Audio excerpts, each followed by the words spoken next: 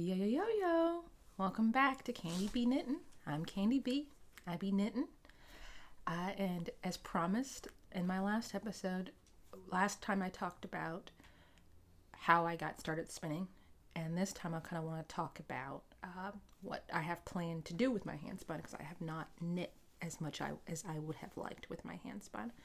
So, in order to get started, I want to introduce this cap I'm wearing, this beret.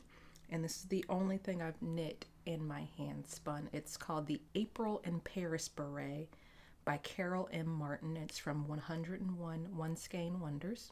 And it's out of a braid of Cheviot, which is my personal favorite yarn to spin.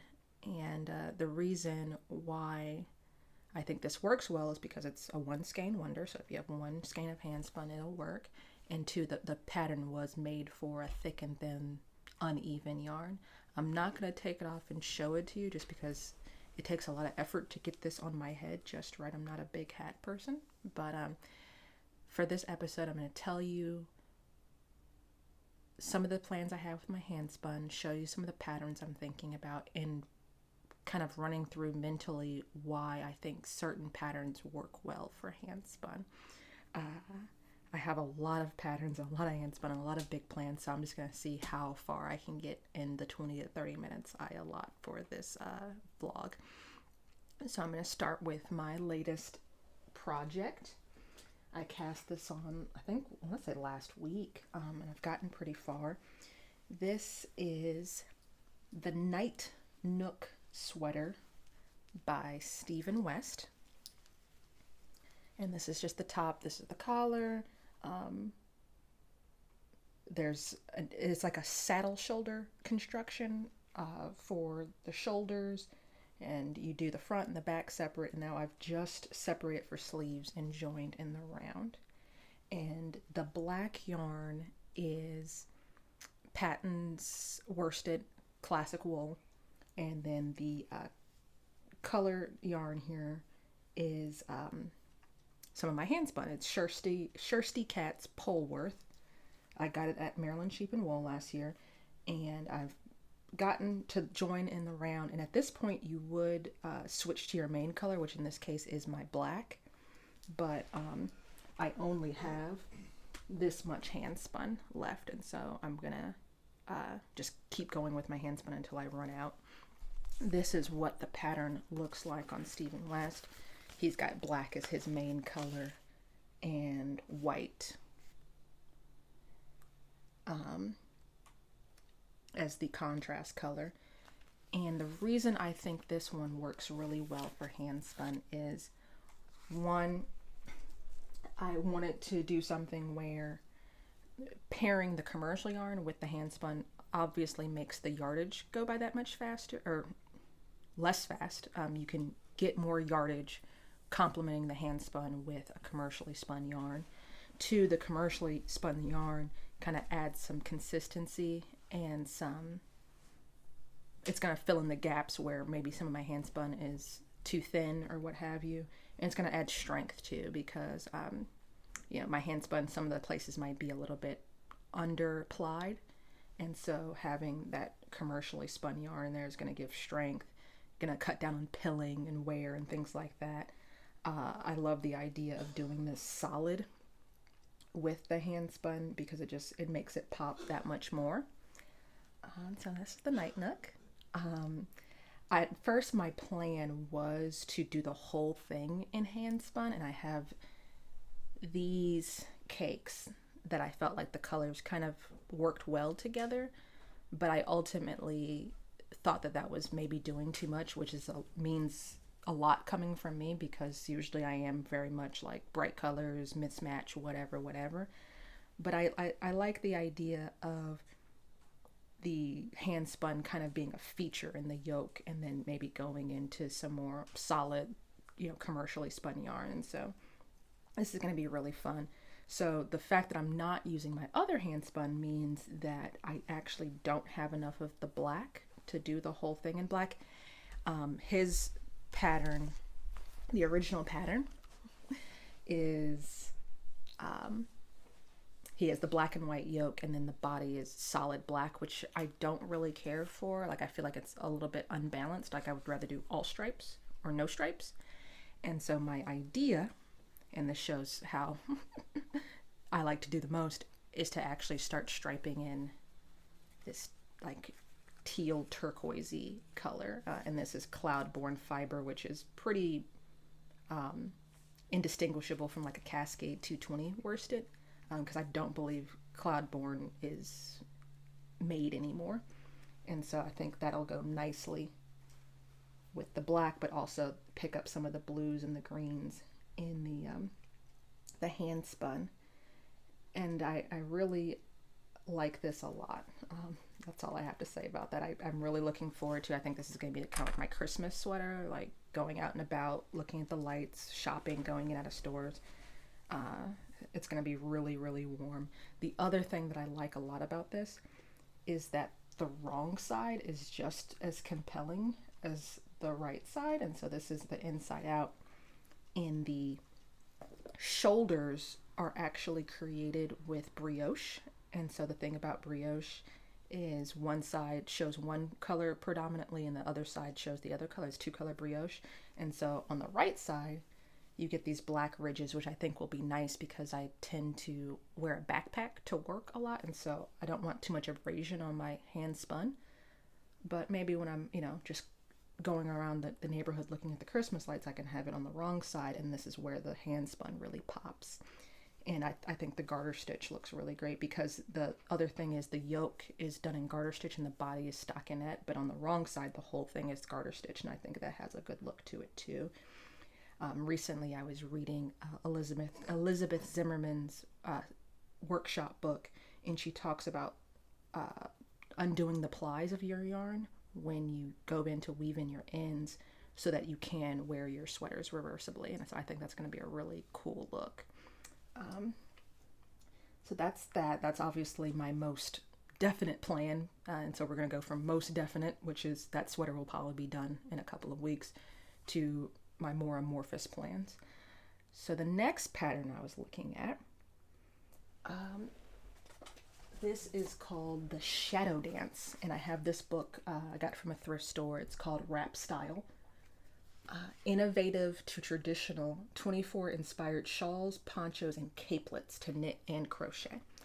And inside this book is a pattern called Shadow Dance by Nancy Marchant, and it is a 2-color brioche. And putting this together, I realized that I picked a lot of brioche patterns, and that's a complete coincidence, but I think this is a really cool thing for Handspun, because like I said, you get the thing with 2-color brioche, it's completely reversible, but the reverse side can give a totally different look. So you see there's this light purple that's more predominant, and then it goes into this dark purple that's more prominent, while the light purple recedes into the background. If you were to turn this inside out, you would see the reverse image. And I picked this because, if you recall from my last episode, I was showing you some of the yarn I just finished, and I had this Rambouillet, and it's pink and orange, and it's supposed to, kind of give a feeling of a gradient. By the way, I've since finished the yarn. That means I soaked it in hot water and kind of snapped it in place, and it sets the twist. And you can see, I don't know if you all remember from last time, how this was kind of twisting back on itself, and the orange particularly was super kinky. So you see what a difference finishing your yarn can make. So this is that pink and the orange, and this pink and orange was meant to go with this green and yellow. And this is Rambouillet from Beaver Creek Farm. And I intentionally bought these together to make a project out of, because I like to work with color, but I also realize that I need enough to do something interesting with. And so I spun this up. This is another chain ply situation, so you can see the yellow, the bright yellow in the middle, and it goes out to this apple green, and then this is the end of the gradient. And then I figured this orange and pink would just be something really wild, and I can just imagine wearing that poncho and it be, that reverse, the fact that those reverse, and this pink and that bright green, they're, complementary colors. They're opposite from the color wheel of each other. I just feel like that's really going to pop really nicely. And the reason I think this works well for Handspun is because it's a top-down pattern. That means whenever I run out of yarn, I can just stop and bind off. So I might end up with more of a cowl situation, or I might end up with a longer poncho, but either way, I'm pretty content with either of those. The poncho is nice for sometimes when I'm in the office and I'm a little cold. I don't necessarily want a lot of bulk around my underarms or around my lower body. I just kind of want something to cover my shoulders. Also, I live in Virginia. It doesn't get, compared to the coldest places on the planet, it does not get super super cold here, but there are times when it gets below freezing or what have you, and I have to go out in the mornings, take the kids to school, go to work, etc etc. And I'm actually not a big hat person, but if I'm not covering anything else, if I'm just running outside really quick to pump gas or take out the trash or whatever, I'm usually covering my neck. I've had people comment several times, like I'll walk around the office at work with a scarf around my neck just because I that's where, I don't know if I lose a lot of warmth there or I want to protect my voice because I'm a diva. I don't know, but I just like something around my neck when it's colder outside. So it's practical for me, and I think it's going to be really nice, and I think it's going to work really, really well with these bright colors. The next pattern I want to talk about is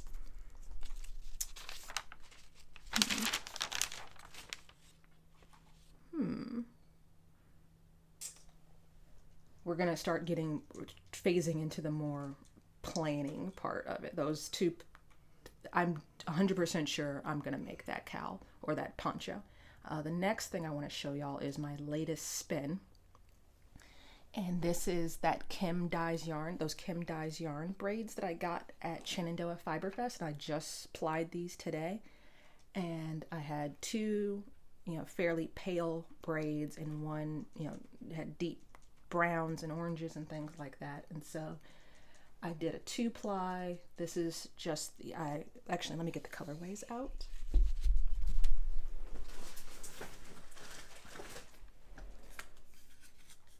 And these are both BFL and Tussa Silk. This very pale color is Mushroom Hunting, and then the dark color is Cock-a-doodle-doo. And so I did one 2-ply with the Cock-a-doodle-doo, another 2-ply with the Mushroom Hunting, and then I did a 2-ply with them plied together, which I think is my favorite. I wish I would have planned better and just done the whole thing in this 2-ply here.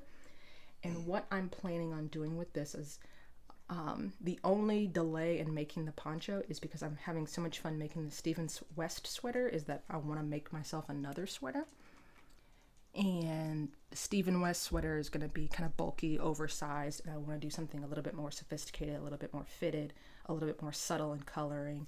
And so I've done that 2-ply with the plans of probably making a flax sweater. And if you're not familiar with flax, it's the Tin Can Knits, the free pattern. It's, everyone says, oh, this is a great first sweater.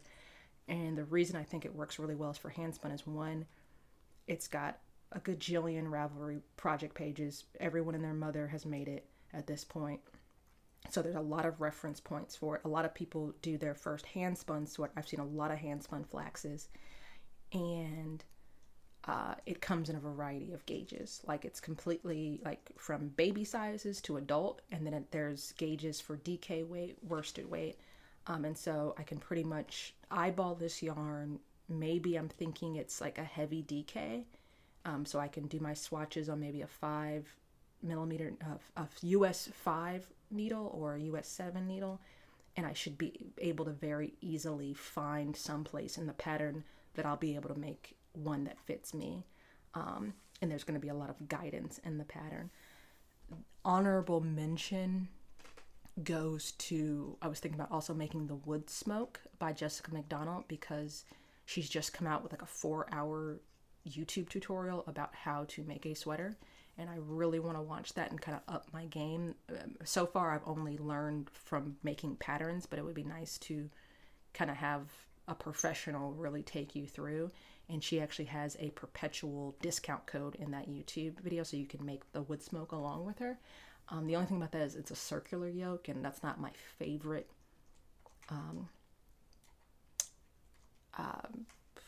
silhouette for myself. I really do see this as more of a raglan. And the other thing about the the Tin Can Knits pattern, the flax, is that, you know, they give you guidance for a cropped look, they give you guidance for short sleeve, and so wherever I end up with my yarn, I'll be able to find someplace in the pattern. It would take a lot more mathing of a more traditional sweater pattern.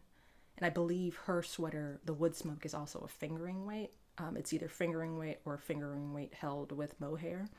And so I would have to work more with the gauge when, you know, I've already spun the yarn. I'm already having to swatch. I'm already having to weigh and think about things. So the simpler the pattern sometimes is much better than, you know, doing all the work to make the yarn and then doing a super complex pattern on top of that. I was also considering doing like a Tiffany Lynn pattern, because I've just always wanted to do a Tiffany Lynn pattern. And I think, you know, she does have circular yokes, but just the way she does her color work is really modern and cool looking. But I'm already working with a highly barber poled variegated yarn, and so I don't want any of her details. Like, she's got this Sprout sweater that I just saw.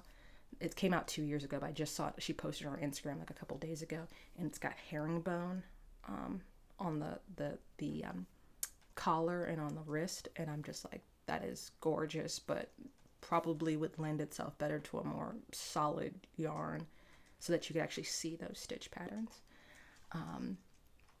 Speaking of working with commercial yarns with the Handspun, let me just remind you of these colors. You know, pretty, you know, subtle, earthy colors. Subtle for me. It might not be subtle to some of y'all.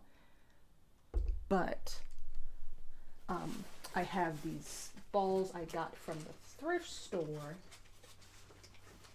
that I've lost the ball bands to, but I'm pretty sure that these are wool and silk together. And so, once again, probably going to pair a solid commercial yarn for the ribbed collar, the ribbed cuffs, and the ribbed bottom, just to add some cohesiveness to it. But I just need to pick which color I think complements those the best. So you guys tell me. I'm thinking of this deep gold color, because that's like my favorite color that kind of popped out of that spin for me.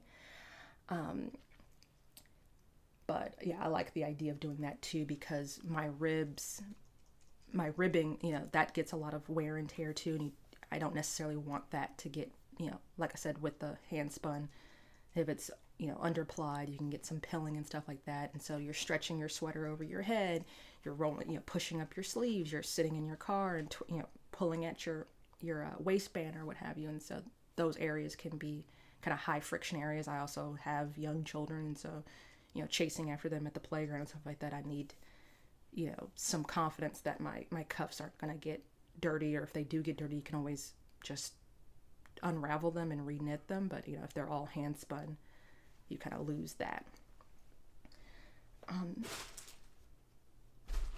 The next pattern I want to talk about, I actually, you know, as we move from most definite to least definite, I just have the pattern. I don't have the yarn yet.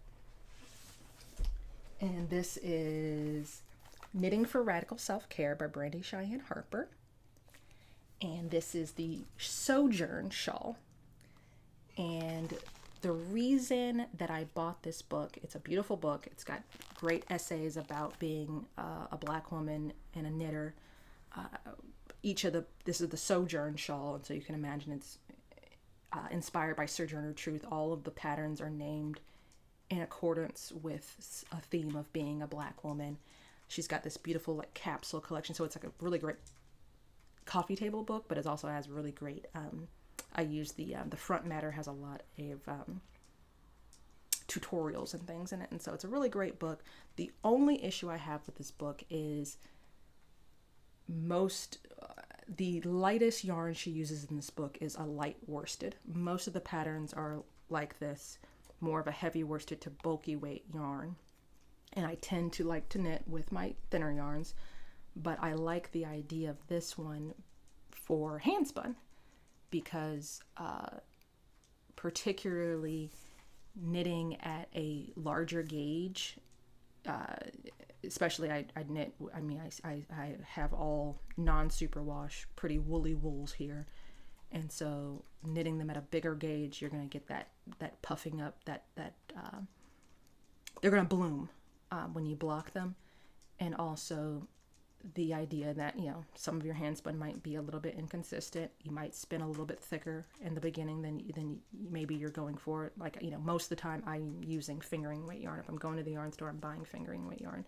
But as far as the yarn I spin, I'm not quite there yet with a consistent fingering weight. By the time you end up doing the individual plies and then plying those plies together, you're going to have that thick and thin. And so I think those patterns that are geared towards a bulkier yarn lend themselves well to handspun. And so this is the Sojourn shawl. This is actually one of the lighter weight patterns in the book. And it calls for a light worsted, which I've never been a big fan of worsted weight shawls. Like when I go shopping and I get a lace weight yarn or a fingering weight yarn, I'm like, oh, I can make a shawl with this. I don't usually, if I pick up worsted weight yarn, thicker yarn, then I'm usually like, oh, I'll make a sweater out of this, or I can make a hat out of this. But I'm seeing more and more, I'm with the spinning and having all of this pretty much worsted weight yarn that I'm spinning, I'm looking more to shawls because I like knitting shawls and I like wearing shawls. The thing I like about this pattern, it's another brioche pattern, which, like I said, pure coincidence. I don't know if, brioche in particular is good for handspun. But the thing I like about this is that it's knit in two pieces. You start on, a shawl is a triangle. You knit one triangle like this, you knit another triangle like this, and you seam them up the middle. And the thing with handspun, you have to be very careful about your yardage, and you might run out. And so the idea of a perfectly symmetrical garment means I can weigh my yarn, knit one half. Once I'm done with one half, knit the other half. And it's a shawl, and so there's a generosity there with how big it is. If it's small, it could be a little kerchief. If it's big, then it's, big. You can't go wrong with a giant shawl. I don't think any shawl can be too big. At least I've never seen one. And so there's some leeway there as far as gauge is concerned, as far as the size is concerned. And especially as I become more of a consistent spinner, I'm pretty confident that I can just do one half this, one half that. And I'm thinking about maybe using that Fraggle Rock, what do you call that? Fiber I got from Green Goat Ranch. I also have that fleece that I haven't processed yet.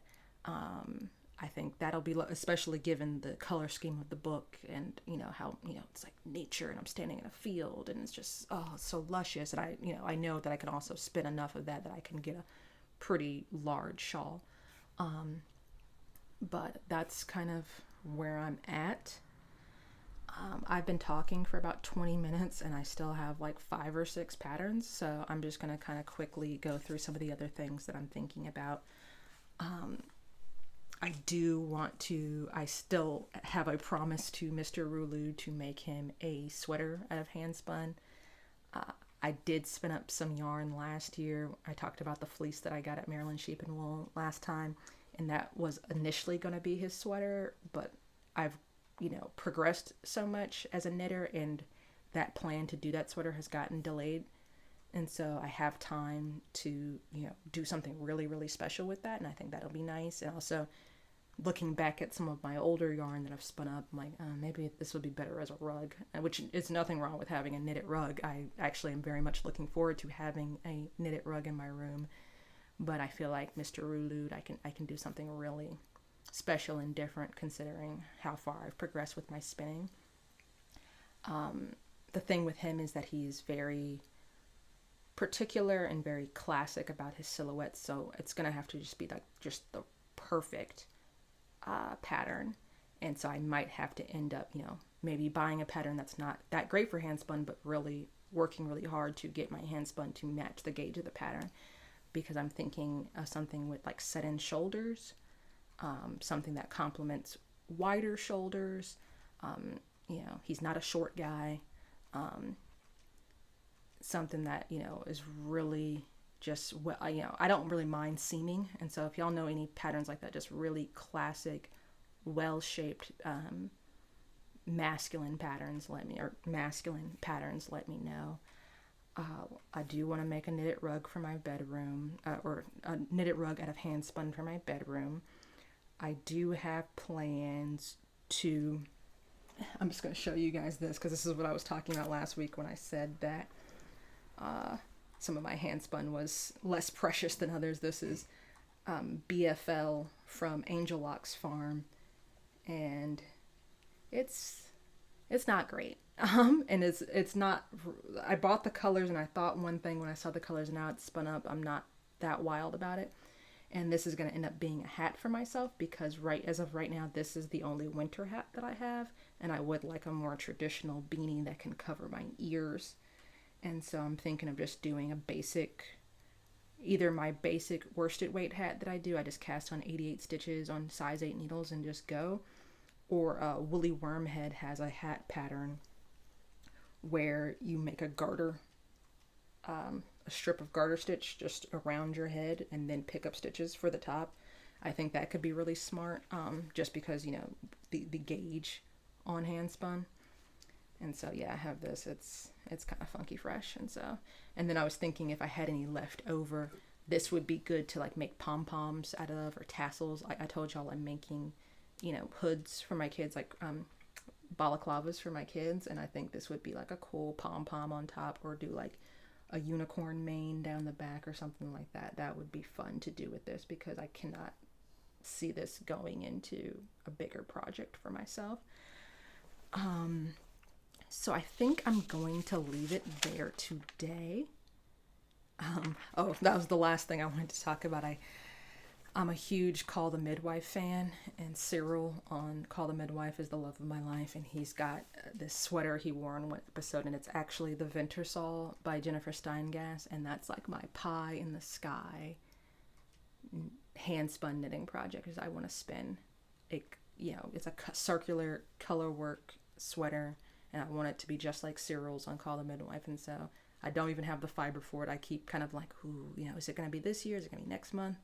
You know, which fiber do I want to use? I got to find the right color. It's orange, kind of a chocolatey brown, and kind of a cream. And so that's like my bucket list knitting situation. But other than that, I'm going to leave it there. Once again, this has been candibknittin. I'm also known as @Rulude on the Instagrams. I hope this video moves you to do all the UTV things. Comment below. Let me know what you think is a great pattern for Handspun. Let me know, you know, what you've been knitting on in general. You can follow me on Instagram, subscribe on YouTube, like the video, share the video with your friends. You can comment. You can email me, candibknittin@gmail.com. You can hit me up on the Ko-fis and, you know, buy me a coffee sometime. Until the next time, peace.